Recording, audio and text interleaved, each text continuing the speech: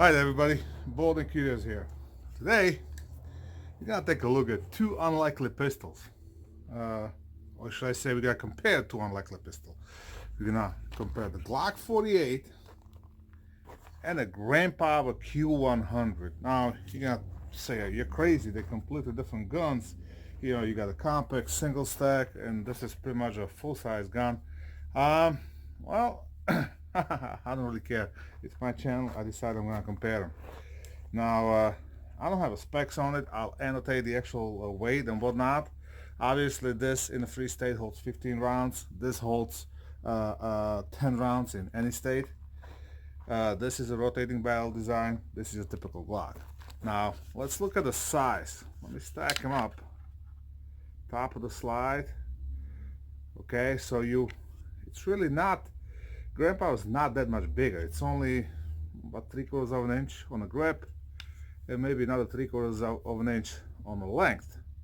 The width wise, yes, the Glock shines because it's narrower.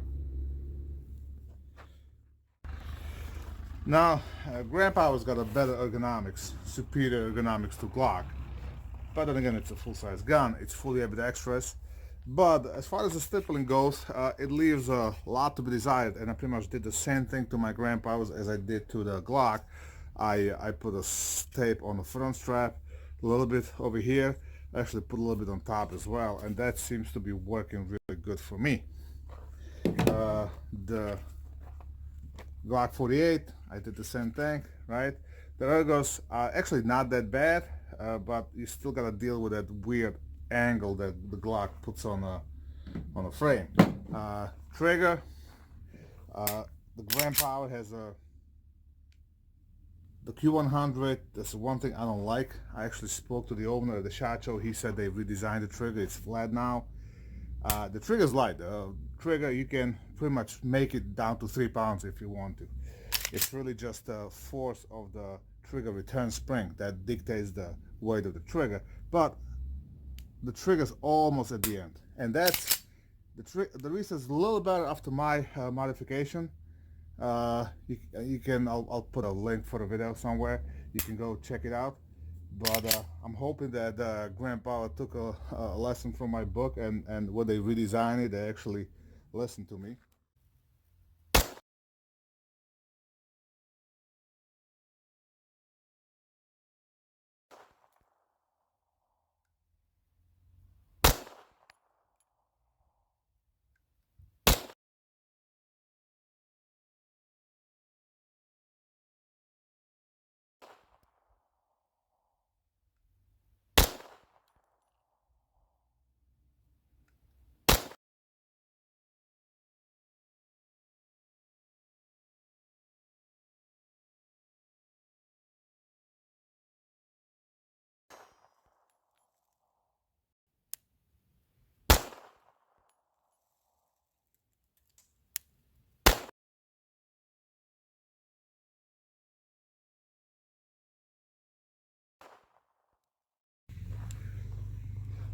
Glock with its typical Glock trigger with the trigger bar safety, just like a Grandpa.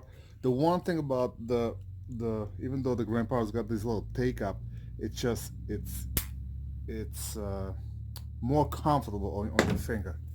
This is heavier and kind of digs into my finger, but you know, it's a lot heavier. My guess is, I don't know, 5 pounds, between 5 and 6 pounds, I would say. We're gonna have to measure it.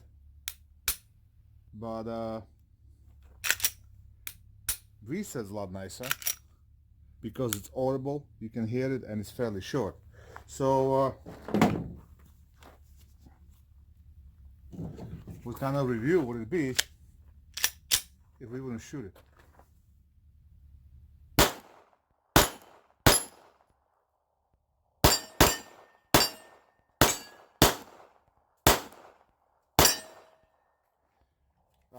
Because of the Glock grip, you kind of have to get used to it because your natural grip. No, when I naturally grip the gun and point, my front side is ½ inch too high, so I have to force the gun down. The Grandpa, on the other hand, you go on, it just points more naturally. You know, again, Glock should really consider doing something about their grip. I really like the feel of the polymer 80 Glocks. That they change the grip a little bit and it feels a lot better.